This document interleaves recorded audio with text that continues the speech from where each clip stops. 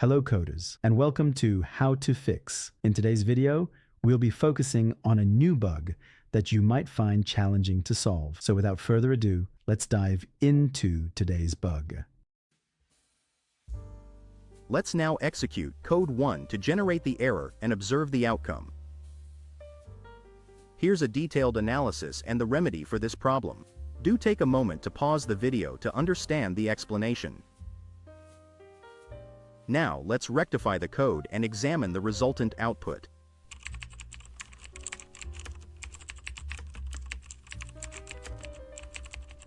And just like that, the code is running smoothly and our output is on point. The bug has been squashed. That's the end of today's lesson.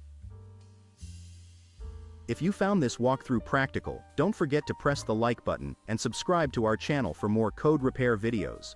Stay enthusiastic, keep advancing, and happy coding everyone.